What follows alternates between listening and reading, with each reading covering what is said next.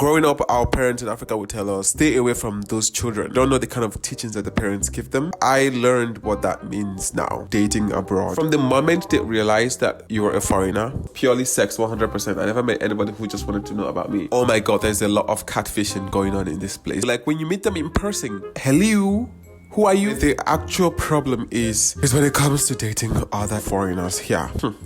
Oh, Jesus. Who raised you? It's already an established fact that everybody who comes to China is running from something. You meet a lot of like foreigners with so much entitlement. It's like a certain group of like people who look down on students. I'm used to being treated like a princess. I have gone out with some people who genuinely believe that I'm only interested in them because they have money. But get this, they don't have money. Nigerians know what money is. I know real money. I've seen people with money. I come from Nigeria. People have money in that country. It kind of sounds ridiculous to me that someone on an English teaching salary is concerned that I'm only with him for his money. You don't have money. You don't have it. Hey dolls, welcome back to my channel. I was watching a video just like a few minutes ago and I was watching about dating in China. Like it just came to my mind, so I was like, let's talk about this. Gay dating in China. I'm going to talk about my own experience, right? I don't really know about like other people, so let's talk about it, okay? About this video, so like I don't have anything specific that I want to talk about. Like I know what I want to talk about, but like I don't have like a script or something like to use to talk about that. So I might like talk off point sometimes, but bear with me, okay? So, right, guys, if this is your first time seeing my face, my name is Puchi. I am a queer Nigerian, currently living and studying in China. I've been in China for 5 years now, right? So I have experience, okay? I moved here when I was like 19. Now I'm like 24, going into 25. So I've been in the dating pool quite long. In China, I'll say I've been in like a lot of situationships and like relationships. So I know very well what dating in China is like, right? Moving from Nigeria to China, I met like a lot of like culture shocks and like a lot of so for example in Nigeria, right, although being queer is not as accepted, it's on the down low. You need to hide, you need to put everything down below and everything, right? But like when you do like find your way and find your community, it's different, right? So like when you discover, because like you kind of have to discover the dating pool and like the dating culture, queer dating culture in Nigeria. Meanwhile, in China, it's not the same. Although being queer in China is not like very openly and acceptable and everything, it's not a crime, and like you can be whoever you want to be anyways, but you just cannot get married and you don't have like legal rights to that person, right? You can have children, you can adopt, you can do whatever you want to do, but it's just not illegal and it's just not a crime, right? When I first came, I was 19. I was even still in a relationship, but then we broke up and everything, and so I had to go into the dating pool, right? First challenge that I met was that I was an international student living in the dormitory. Obviously, I still have a bit of taste from like my experience in Nigeria, and like I also realized that obviously there's like other Africans as well who are in the same place as me, but there were like a lot more judgmental. They were very judgmental, and like they were just like they would be in Nigeria, right? So I obviously had to deal with them up front. Like I had to fix them and put them in the place, right? That obviously meant that I couldn't just walk up to any cute guy that I see and ask him out on a date, right? And I have to like wait until someone comes to me, or I kind of knew that there's no way that it's going to happen in this school that I'm in, right? I have to go somewhere else, outside somewhere, and like to find it. So somehow that automatically like moved me away. At least the first month or two, it took my mind out of like black guys. I completely forgot, like, because like for me, the black guys I'm seeing right here are Africans and they're not nice to me, right? They're very homophobic towards me. Nothing is gonna happen between me and them, so I just like focused on like Chinese boys, right? So when I tried, even in my school, I did like it wasn't like happening, although I used to have schools to deal with. And then that's when I learned that here, if you want to meet people, you have to have an app. You have to be on the app. You have to download the dating apps in China. And so I got mine. So I learned about it. First of all, I got Grindr, obviously. So like in Grindr in Nigeria, it's it's like you getting Grindr in Nigeria, it's like signing your death warrant, right? Because like a lot of things can go wrong on there, so you cannot, like, you're basically outing yourself, so you cannot have Grindr. In Nigeria, we use like Facebook. In China, it was safe. Even at that time, there weren't even enough boys in my school and like in my city, right? So like people that I would meet would be like in Beijing, like other places like Hangzhou. But I will say I made like a lot of like nice. Most of my good friends that I have now, well, the ones that are left and the ones that are still alive, most of them I met on Grindr. But then I realized that on Grindr, it's like it's mostly foreign people and they're not close. So like they won't like to meet them, you're gonna have to like kind of travel, right? So it was like a bit tricky, and also it's because of the city that I was in. I wasn't in like a big city. Like I wasn't like in like Beijing or Shanghai or Guangzhou or like all these big cities, right? I was in Jinan and I was in school, so obviously it made things a little bit like difficult for me to meet guys and everything. However, on Blued, when I learned about Blued and I downloaded the app, oh my god, there are boys everywhere. Like there's all kinds of Chinese boys with like all kinds of like requests and all kinds of things, right? So for me, right, I'm still adjusting into this culture. I don't know so many things, right? So I started to realize like there's like so many things I do not know. There are so many things people like are into. But the problem with the Blued is that it wouldn't be like, hey, I like you, you like me, let's meet, let's go to a coffee shop and talk, let's try to get to know each other. From the moment they realize that you're a foreigner, like it's like the excitement goes like to 100 for them, and like they have all kinds of questions. How long is the dick? Oh my god, the first thing I found weird was that they actually measure the length of their genitals, of their penis. Well, I read that, was like, why would I know? Like when they would ask how many cm, I was like, what do you mean, right? But like obviously I had to like get over that and get comfortable and everything. Like you have to blend in, because like that's the culture that's here, right? It wouldn't be like meeting, it would just be like hook up, let's go and have sex, let's go and touch each other, let's go and do this here, let's go and do that. Purely sex, 100%. I never met anybody who just wanted to know about me. Sometimes we don't even know each other's names. Like they don't even know your name until like the next day. Even like ever, they have no idea what you're called. It was different for me. However, on Grindr, like I met like foreign guys on Grindr, and like you could meet, you could go out, you could hang out with these people, you could go on a date and everything, right? But then you kind of have to travel sometimes. So when you do travel to like a bigger city, that's where you can meet normal guys and like have normal conversations, go to coffee dates, get to know each other, talk, decide whether or not you like each other before you can come, right? Oh my god, did I just say? I don't mean it like that. Okay, that's not what I meant. Anyways, also it's kind of like safer the dating apps, because the boys, the Chinese boys, they're pretty much in the closet. Like they're so scared. Like they're so scared of people finding out who they are. Like their closet case is like very, very tight, right? So they hide it very well. Except of course you go to like places like in Shanghai or Beijing, that's where you meet boys that are interested in you, they want to know you, they are open, and like they go to like gay clubs and queer everything. Another thing, oh my god, there's a lot of catfishing going on in this place. These people were catfished. When you look at the pictures that they sent you, they look so beautiful, and this is like so funny, right? They look nice, they look presentable, like they look really nice. Nobody ever warned me about this. I had to find out myself. But when these people come to you, like when you meet them in person, it's like, hello, who are you? You know, sometimes they even lie about their age. Oh my god, I met this man once, this one time, I was, oh god. It's like, oh my god. Yeah, it's really annoying. It's like, I don't have a problem with you being a certain way. I don't care how you look. It's not my problem what you look and how you look at. Like, I don't have. However, don't lie about it. Don't tell me that this is you when it's not you, right? Or like when they like overly go and like edit their pictures like so horribly wrong, and like so like I once met this pretty boy in Shanghai, right? And we took a simple selfie. We just took a selfie, nothing serious, right? And tell me why, did you know this boy took the next? So I told him, send me the pictures that we just took, right? So for him to send me the pictures, he needed to edit the pictures. So he had to edit his own face. And he took like 1 hour to edit this picture before he could send it over to me. And that was just like so funny to me. I was like, wow, girl, nice, happy for you, right?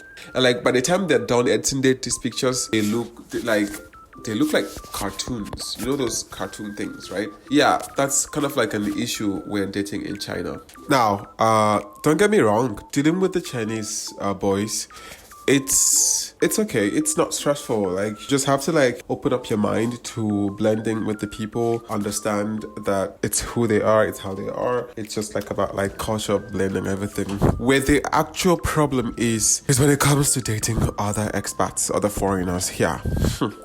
Oh, Jesus Christ. That's when, growing up, our parents in Africa would tell us, stay away from those children. Don't know the kind of teachings that the parents give them. I learned what that means now after dating abroad. Oh my God, the kind of people that you meet out here, the kind of human beings that you meet out here, like the way they think, the way they act, the way they talk, the way they behave. It's like, who raised you? It's so funny. Oh my God. With the Chinese, I know that if I can figure out this Chinese culture, I get it, right? But with other expats, they come from several other countries where there's several other cultures and several other values as well. And then you're talking about that, and then you're going to talk about like navigating that with their own personal baggages and like their own personal traumas and depressions and coping mechanisms and like things that make them behave a certain way, right? It's already an established fact that everybody who comes to China is running from something. I'm not going to lie to you. It's a fact that every single person who comes to China is running from something. And like, okay, well, not everyone, but like most people, majority of the people who come here to live and work and like everything, they are running from something from the past. And like, I'm also running from something. I'm running from Nigeria and like the homophobia that's there and the queer phobia, everything I know. You meet a lot of like foreigners with so much entitlement. Among the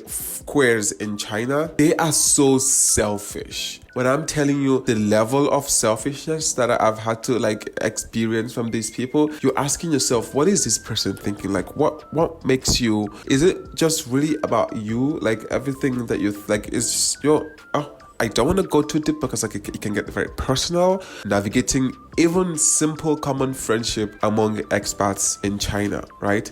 And like it's so funny. Basically, what people do is like just sit around in their cliques and like in their friend groups, and then they criticize or judge other people from different cultures and like different races and different countries. It's like that, right? So already navigating that whole mess and like everything, it's like you're already exhausted. There's like a certain group of like people who look down on students. Yeah, there's like all of these things that just like so exhausting that you want to run away. But in very special cases and occasions, you do get to meet like very nice people, like very normal thinking people who knows how to relate with other human beings and who knows not to be selfish and know that this is abroad. We're all abroad here and we all come from different places and we've all had different stories. We all had different coping mechanisms and like people who should be able to separate like trauma response from coping mechanisms, from culture and from values, right? So dating among the foreigners, you get a lot of like people who are just like really shitty human beings and then they blame it on their culture. Let's say, oh, that's how we behave in our country. So for example, from where I come from, like I'm like treated very nicely. Like when I go out on a date, men in Nigeria are so gentlemen. They are such gentlemen and like I don't know, maybe about like they just know how to treat people. Like especially someone that you think that you're attracted to, like someone that you like, right? They will treat you like a princess. I'm used to being treated like a princess in Nigeria. Men treat you like you're something reasonable. Obviously, like when you have like come up like to your normal like community and like your normal place where you know yourself, you accept yourself as queer and everything, like you're not meddling around with like really predators and stuff, right? When you're like in a normal dating scene, right? I'm used to like we go on a date, you take care of me. I'm used to that princess treatment, right? But when you come abroad, This one time I was working with this guy, I was going to his place, and like it's raining. He has an umbrella. He brought his own umbrella.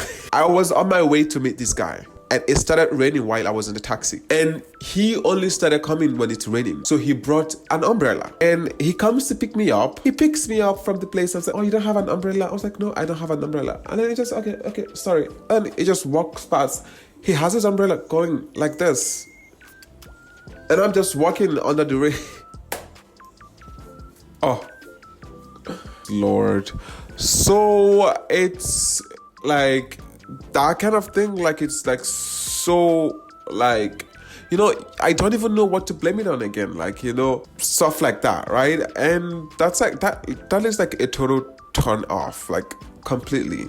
Like it's like, why? Like stuff like that is just really annoying, right? And like dating other people. Oh, you have, especially me as a Nigerian boy, right? I have gone out with some people who genuinely believe that I'm coming for them, that I'm only interested in them because they have money. But get this, they don't have money, right? But they think I'm coming for them because they have money. But you don't have money. You're not rich. You know, also, another thing is, I don't know if really not understand that Nigerians know what money is. I know what money is. Like, I know real money. I've seen people with money. I come from Nigeria. People have money in that country, right? And so it kind of sounds ridiculous to me that someone on an English teaching salary, I know I'll sound like a stuck-up bitch, but I'm going to be honest with you. Someone who is on an English teaching salary is concerned that I'm only with him for his money, or I like him because of his money, right? It's ridiculous. And I think only Nigerians will understand this, where I'm coming from, right? Like, you don't have money, darling. You don't have it. That salary, like, no, honey, you don't have money. Okay, relax. So you get people that, like, just because you're a student, like, they're already looking down on you, and they have like this condescending tone and like attitude towards you as a student.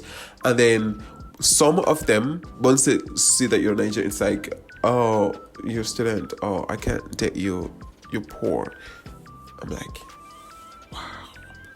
but that's like only the bad side of it, right? It gets better with time when you've found your people, and like it takes a little bit of time, like to find like the good people and everything, right? The good side of it is that you meet I've met beautiful people, like people whose heart is just beautiful, right?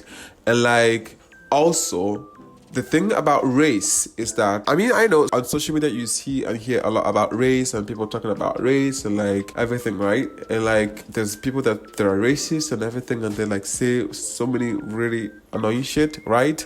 You think it's not real, it's actually happening in real life. However, some people are just like, I know and I understand that people have different reactions towards different things based on race. Or just because they don't know, right? In most cases, in Chinese people cases, they just don't know, right? They don't know. And like, it's okay that they don't know. Tell them, but they need to know. And when you tell them this is wrong, you're not supposed to say this. You're not supposed to even think this. It's wrong to think this, right? This is not how it goes. This is how it goes, right? When you have that kind of mindset, things kind of go well sometimes, right? But some people have no idea how to act around other people from different backgrounds and like different cultures and different race and even like different religion. I know internet and the media makes relating with people abroad so nice, and like pictures, we take nice pictures and we look really nice and we're nice friends and everything. But when it comes down to like the tea, honey, it's not that smooth.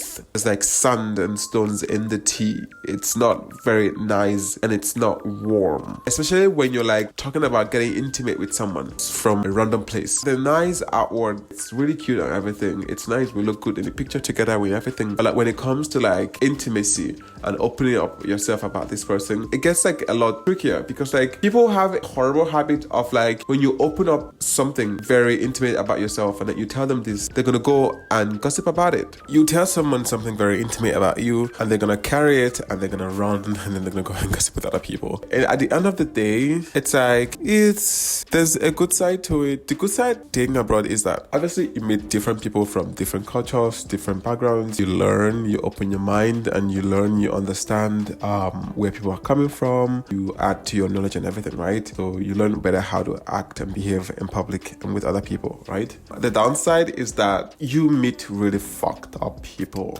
like people who are just really fucked up in the head. Like, I'm not even playing with you. People who are just really fucked up. It's crazy. I'm so nervous when it comes to like that now. I was like, I rather just like, oh my god, stay on my own. But my advice is practice safe sex. Always practice safe sex in this place. You never know. Make sure you really know someone before getting intimate. If you're not a good judge of character, especially when you're not a good judge of character, because like I consider myself a very good judge of character. I can count how many people I talk to. Like I can count like how many people I trust and I can tell things, right? And it's like when you meet, so for example, me, I don't talk to a lot of people. I don't have so many friends. I can count how many of my friends. And like I like to stick with like a very small amount of people close to my heart, like they're my friends, close friends or boyfriends. I will never talk to people. I'm always like in public, like I don't know how to do that, right? However, when I see my person, like when I see someone that I can trust, I see someone I know, first day, even the first day already, I will know that this is my person. This person is my person. And like, it doesn't matter what happens afterwards. It doesn't matter how things end. But I know that this person, I was right to trust this person with certain information, right? So it's like, it's black and white. It's like, it's on a spectrum. Sometimes it tips off, sometimes it falls off. Like at the end of the day, just, if you're not a good judge of character, be very careful who you hang out with or you date. That's just really it. At the end of the day, it's just really cultural difference and like backgrounds and like, I get that there's cultural difference, right?